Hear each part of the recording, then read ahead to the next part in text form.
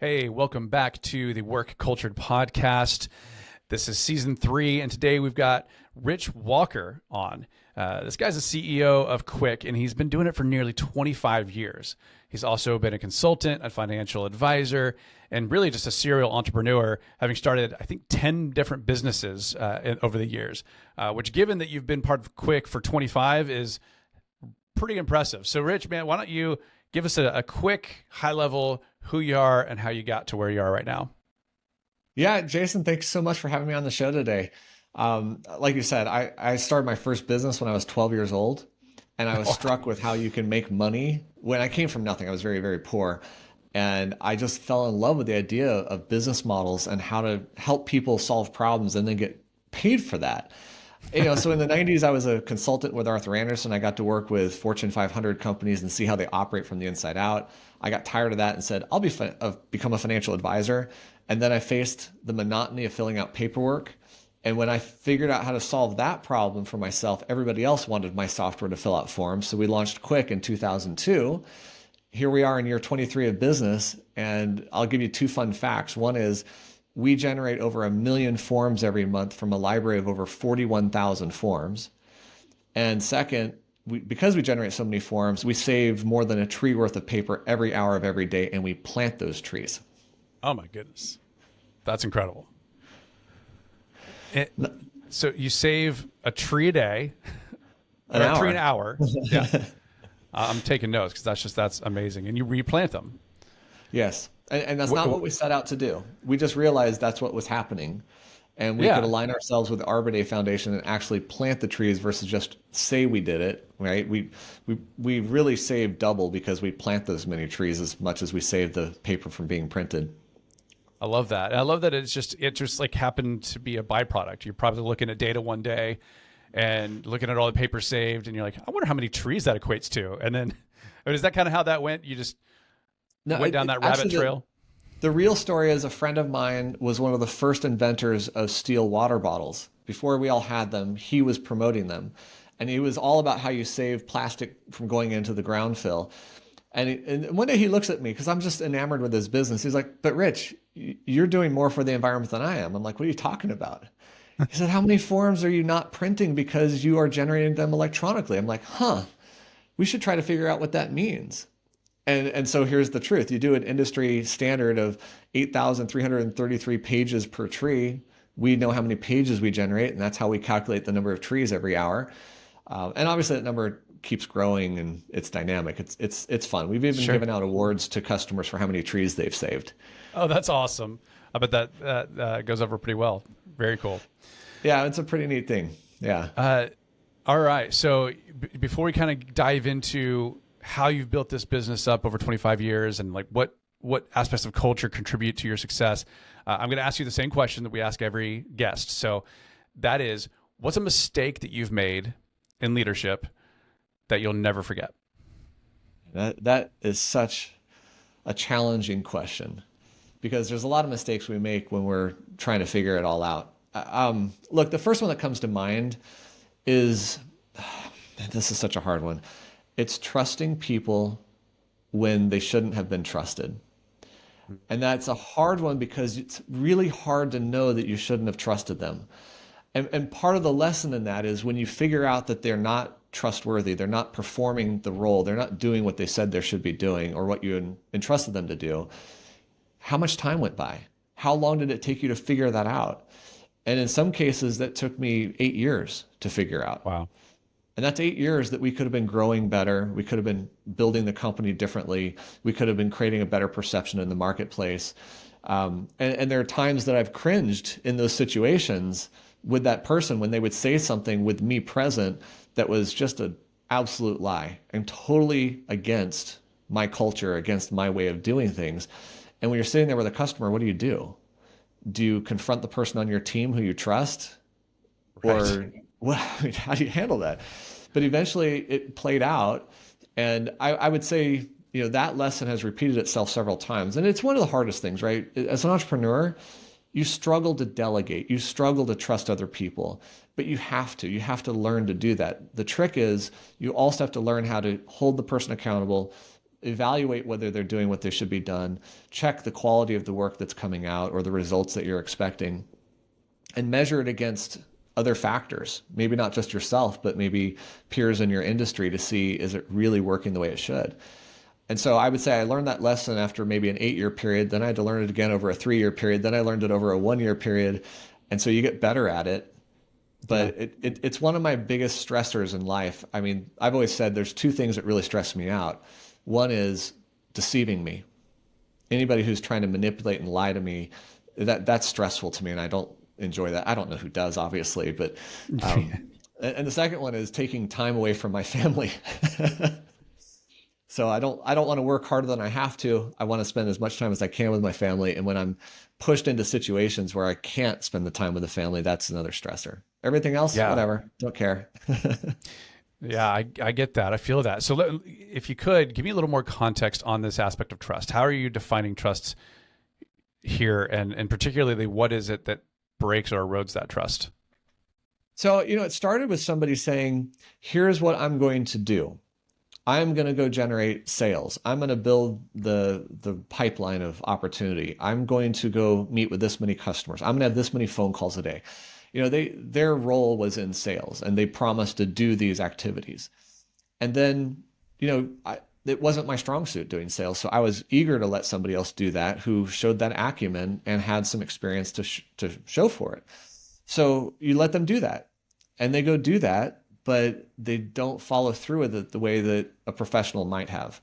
And then you start to see where they're skipping steps. You start to see where they're just not going to work today because they don't feel like it. My favorite excuse was, well, they're not calling me back, so screw them. That's not what you do in sales, right? Yeah. And look, this is not to say it's all this person's fault, because I have my role in it too. But when you're trusting them to do these things and they're saying they're doing them and they're talking about how hard they work, but you're not seeing the results, it really puts you in this challenge of, is it them? Is it me? Is it product? Is it market fit? Is it audience? Is it growth and maturity? What is it that isn't working?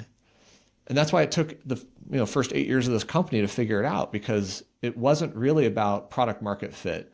The reality is, before the person joined, I started making sales, and we made sales and we started growing, and then I handed it over to somebody else.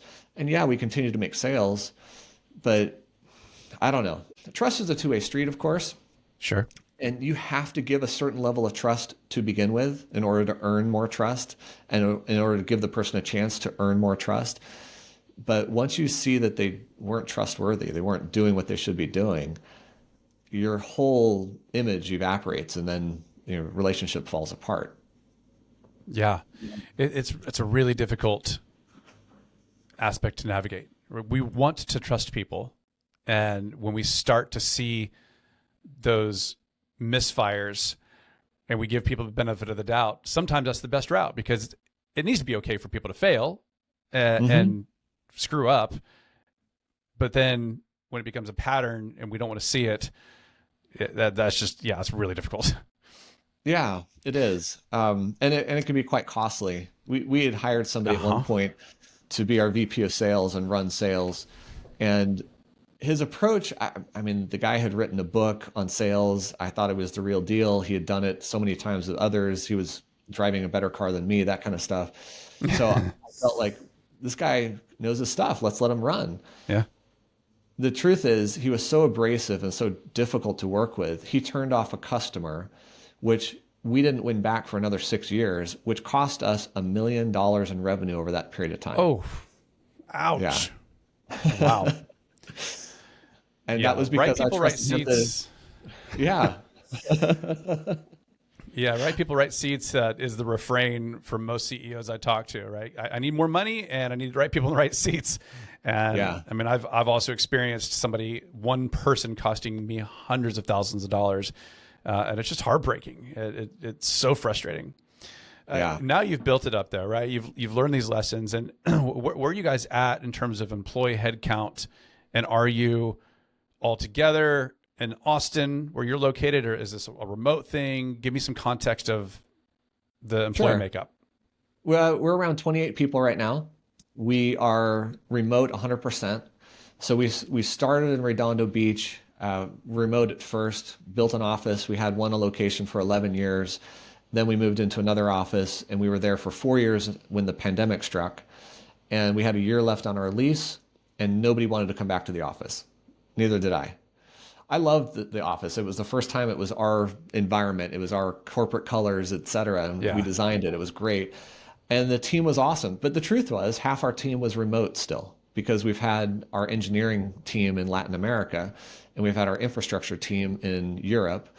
So we were already remote. It was just the core people coming to that office that I felt this affinity with. And when nobody wanted to come back and the lease was going to come up, and my wife and I wanted to move to Austin at that point anyway, it was easy. Let's move. Yeah. And since then, we've hired people in Austin as well as in California. We now have people in other states, partly because they moved. And we continue to employ people around the globe where it fits what we do.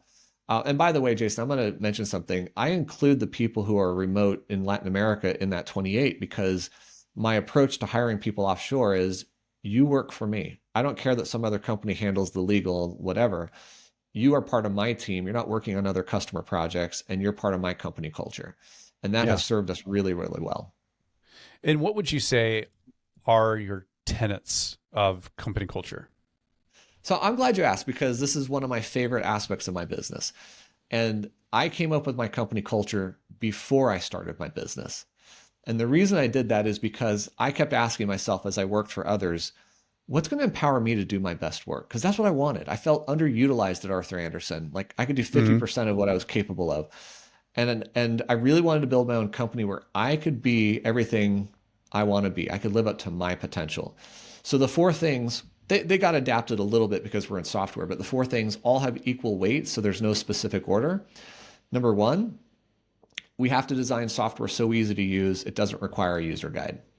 Now, that's not totally achievable. We have incredible user guides, but it applies to every process we design. Everything we think about in our company has to be naturally intuitive and easy to use. Second, we must provide outstanding service at all levels at all times. So here's what I want you to think about. If you got a piece of software and you want help but cannot get help, the software becomes worthless to you. Yeah. And we recognize that. So we think our service has to outperform the product. Third, we do what we say we're going to do. Even if it means something simple, like we're going to have a meeting at 2:00 to follow up on some topic, I'm either going to show up on time, I'm going to deliver a message ahead of time that we need more time and can't make it. And even if we don't have the answer yet, we'll show up on time and say, hey, we haven't figured it out yet. We'll be transparent about it. But generally, it's about accountability. We do what we say we're going to do. And the fourth one is we love what we do. And I'm not saying we love every task we have to do, but the people on my teams love their roles. They love the thing they're doing. And now if you think about that, put that all together, people treat each other well. They're highly engaged. They're highly productive. They're doing their best work because processes are easy. We give each other great service. We do what we say we're going to do, and we love what we do. It's just this magical formula that has taken root in our company. Yeah, and I'm curious. So a lot of times when I hear such passion behind culture, there's like some sort of pivotal reason why that's the hyper focus. A lot of times it's because we experienced a culture that was the worst and we wanted to make sure we never repeated it. Sometimes we saw a great example. Sometimes it's just, it has to do with personal values. Can you point to a reason that this is pivotal for you? So I'm going to give you two answers to that. Number one is in college, I interviewed 10 times per semester to always find a better job that paid me more money. I was very poor in college. And in doing that, I got to work at a lot of different organizations. In fact, I did temp jobs that would take me into companies for 2 days or 2 weeks. And I got to experience how these companies operate. I saw their culture over and over and over again. And it was exceptionally rare that I liked a company. Yeah. Most of the time I found what I didn't like, which is a really important thing to understand what you don't like. But when I found what I did like and how it made me feel, and then I joined Arthur Andersen. And this is another catalyst, which was Arthur Andersen was not a business of acquisition like Ernst & Young or other big six companies at the time. They grew organically, and they grew because of having a very strong and well-defined company culture. So I saw that as the answer to creating the right foundation in a company. And this is kind of how my brain works. I think of things in layers. If you set the right foundation, you can build the right kind of building. If you've got a foundation for a 1-story house and you want a 4-story house, you've got to tear out the foundation and start over. So I think of building a company as culture is the foundation. And I'll share something else with you, Jason. In a business-to-business, highly technical software business like we have, how do you define a brand? And I've heard some great definitions for it, like brand is your promise. Brand is the emotional predisposition you put somebody in. Like Nike gives you the feeling like you can just do it, right? But what is it for us? And what I've realized is it's our culture. If you go talk to our customers, they're going to tell you, oh, we love working with them. They're fun to work with. They're easy to get along with. They do what they say they're going to do. Oh, their product's easy to use. Our culture is our brand.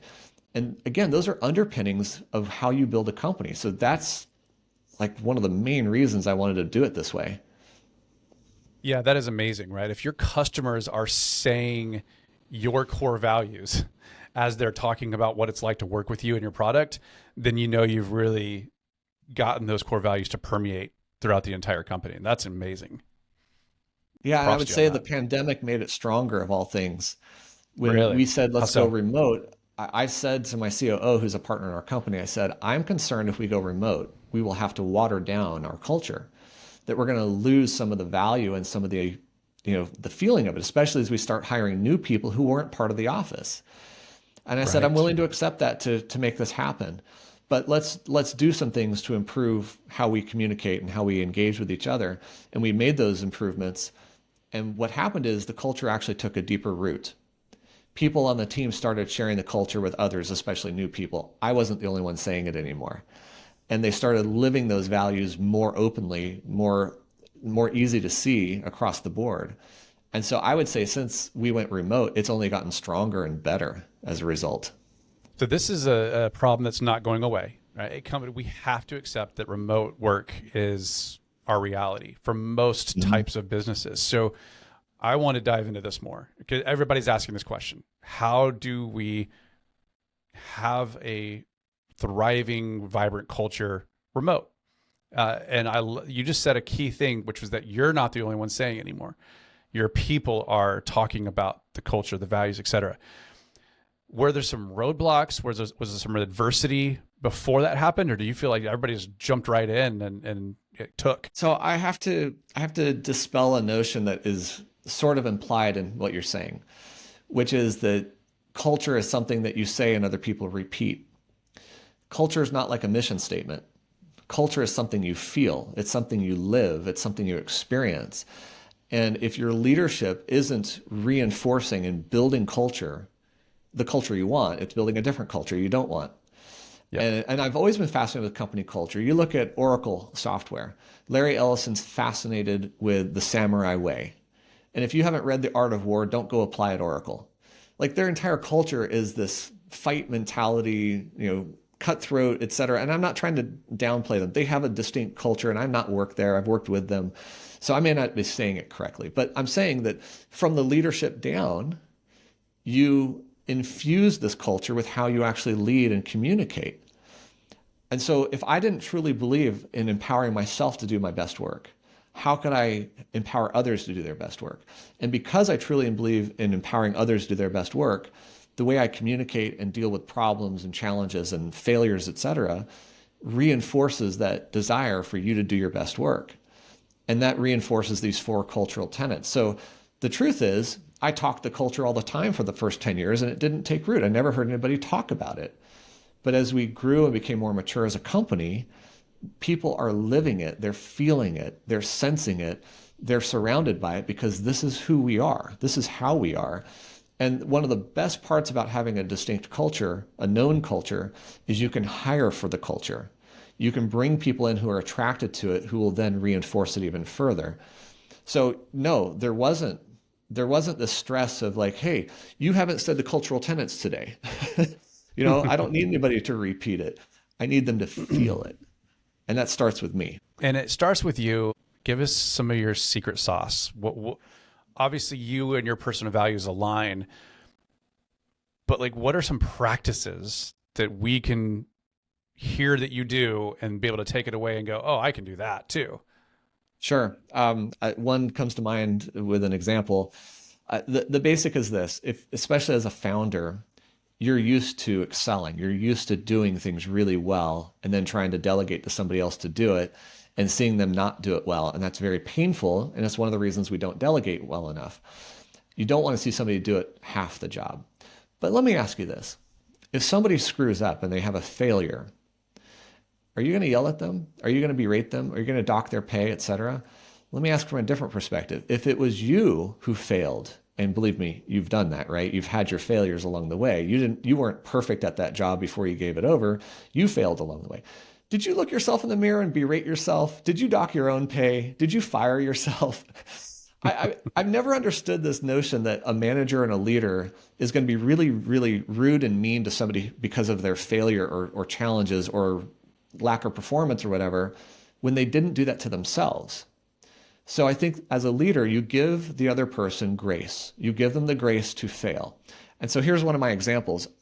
I had a person join my team, and he came from an environment where he was berated, he was yelled at, et cetera. It was a very negative, toxic place. So he expected that. He didn't get that from me. He had a failure that cost us like $90,000. Oof. And it wasn't great to lose that kind of money. And I said, first of all, you have to understand, I'm not angry at you. Yeah, it sucks to lose money. It's just money though. Second, we just paid for the biggest lesson. Why would you get fired? Why do I want to let you take the cost of that lesson and take it somewhere else? Keep it here. Right. You're never going to make that mistake again. And third, what matters in this situation is that you learn and you grow from it. And next time, let's try not to make it such a big number. You know, the money is gone. It's already done. Like, you can't recover it. So let the person have some grace to recover and support their growth out of that situation. And believe me, we've never had a situation like it since. Yeah. Obviously we want those bumper lanes to not be too wide for those mistakes. Sometimes the big mistakes will happen, but I love that you are creating an environment of psychological safety where people know that they can screw up. Or even if they don't know, like this guy, he didn't know he could screw up. He did, but then he learned from it. Not only is he never going to make that mistake again, that whole "we love what we do" piece of your culture, he's all in now. I mean, he is probably a huge proponent and advocate of that culture. Yeah, he is. And in fact, I called him up the next day and said, now that you've slept on it, how do you feel? And he's like, I still feel ashamed. I feel terrible, et cetera. I'm like, well, stop that. Let's move on. Stop feeling bad about this. And look, with him in particular, it took several instances of reinforcing that I'm not an angry person. Maybe I'm upset at the situation from time to time, but like anybody is. But it's not about him. It's about us. It's about all of us moving forward and growing. So yeah, you're right. It does bring absolute buy-in into the company culture. And, I would tell you, if you interview my team, 99 out of 100 want to keep this job for the rest of their life. This is the last company they want to work for. And to me, that's a point of pride. I've heard it many times. I don't ask for that. They've told me, like, this is it. This is where I want to be. So I know we're building the right thing. That's amazing. Yeah, you don't hear that these days. People are keeping jobs for 6 months. Yeah. Not 6, not 16 years. Wow. Yeah. Well, other than the trust factor that you mentioned earlier, like the mistake, what are some hurdles or adversities that you've had to overcome over these last few years? I have my own personal ones, Sure. which comes back to personal development, limiting beliefs. And there's one that is just really, really, well, there's a couple actually, but I'll share one that happened a long time ago. And this is 20 years ago now. When I was 23, I sat down with my mentor and I was lamenting how this girl I was dating was talking about it. Her past boyfriend was the CEO of a software company and was doing really well. And here I was, just a consultant driving my dream car, by the way, and couldn't measure up. And he said, hey, all these guys who are in their 20s who are starting software companies and claiming to be CEO, they're not really CEO. They're a dime a dozen. There's so many of those. You're not a CEO until you're 30 years old at least. Okay, sounds innocent enough, right? And he was just off the cuff. He was trying to make me feel better. Whether he really thought that or not is irrelevant. I woke up on my 30th birthday and I looked in the mirror and I'm like, I can finally be CEO. I'm 30. And then I said, oh my God, really? Did I just do that? Have I spent the last 4 years not being CEO because I didn't believe I could be until I'm 30. Man, that stuck with you. Yeah, right.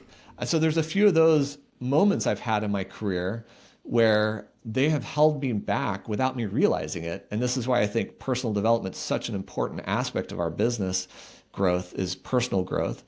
I would say, another core challenge has been being a bootstrapped company, because I go through this process of like, I could have been so much more successful if we had raised money 10 years ago. I would be, at a bigger scale or whatever. And yet I didn't make those decisions to raise capital because I didn't want to take on the risk. I didn't want the distraction from the business. And I really wanted to pursue my passion. So I think the other side of this was, how do I pursue my passion while not achieving what I wanted to achieve yet and stay on that path? And Jason, we're at a point where I'm starting to achieve what I wanted to achieve. We have achieved so many great milestones in our company, and the financial one is unfolding right now, and it's great. Wow. So it's worth it in the end, is what I'm getting to. But that is a psychological challenge I've gone through. And believe me, we've talked about, should we raise money? Should we sell the company? Should we partner with somebody? Should we merge with somebody? We've been through all those discussions and took them very seriously. But in the end, we keep coming back to, what is our vision? What is our core purpose? And shouldn't we just pursue that? And so that's what we've been focused on, is just being us. And again, I relate this back to personal development, because what do people often tell you? Be your authentic self, whatever that's supposed to mean. But what it actually means is, you are uniquely you. You are the only version of you that'll ever exist in existence. So be it, embrace it, and be it. And I think the same thing about our company. We are such a unique company that we should be it. We shouldn't sell it out, water it down by merging with somebody, or change because we lack capital for some period of time.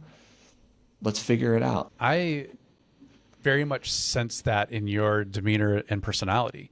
And I also, we talked offline a bit. I sense that outside of the money capital piece, and also just the time commitment you're willing to even give the business. Obviously, it's very important to you. You've given it your all, but not at the expense of family, quality of life, personal development, and all that. Is that true? And is that even an understatement? It's true now. Okay, so there was a time. Yeah, the first 12 years of this business, I routinely worked 80-hour weeks. I mean, I felt like I put in 24 years in the first 12 years. And I'm not exaggerating. You could talk to my wife. When she met me, I'd work 6 a.m. to 6 p.m. or 7 p.m.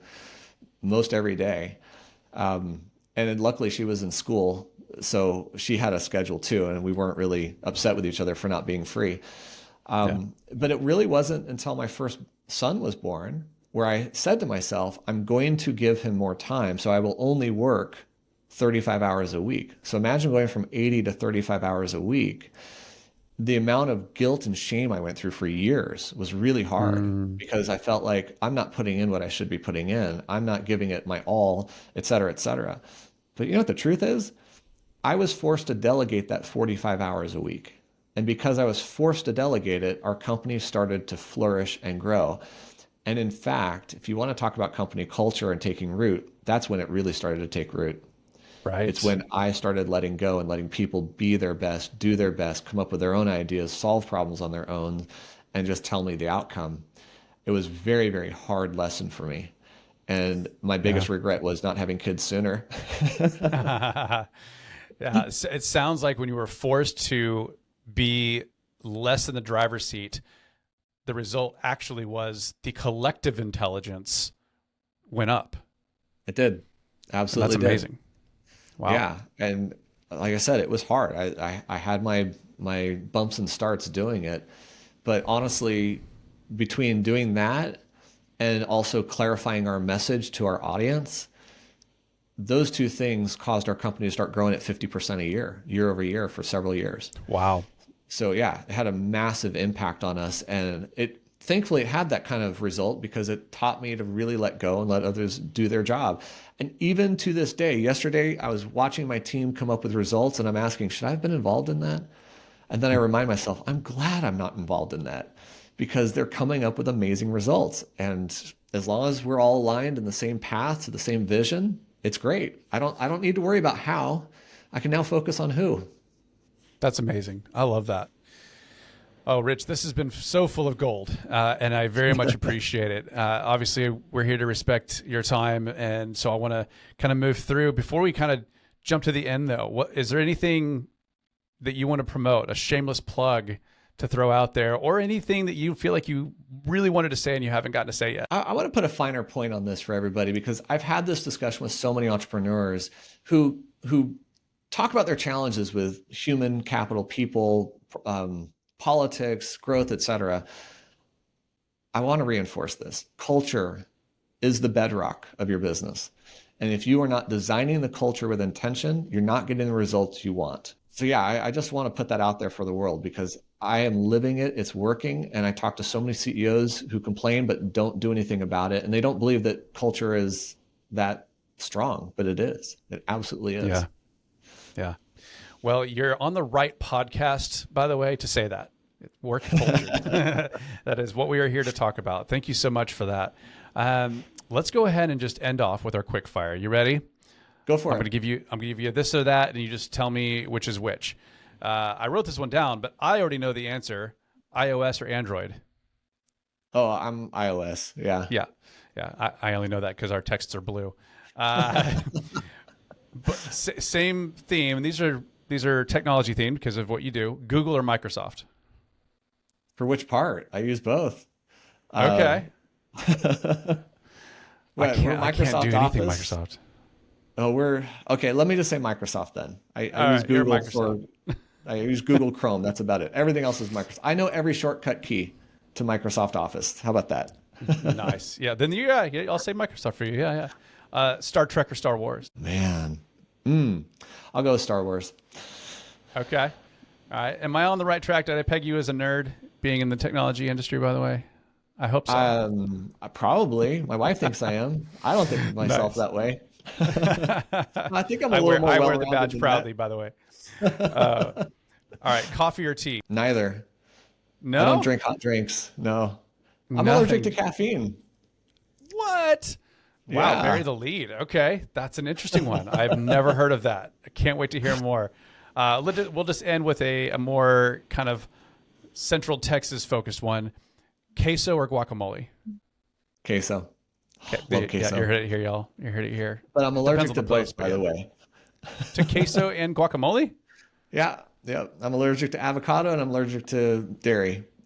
Oh my But goodness. I will take the queso. Oh my goodness! Wow. Well, I'm glad you have a successful business and a great family, because you're not living the true life of indulgence when it comes to food. I've had them both. I just found out I'm allergic to avocado, so that's a more recent thing. Oh wow! All right. Well, hey, Yeah. that was super fascinating, Rich. Thank you so much for your time. This has been a great interview, and I thank you again for taking the time to join. My pleasure. Thanks for having me, Jason. All right. Well, hey, you've been listening to or watching the Work Culture Podcast. Thanks for tuning in, and we will see you next time.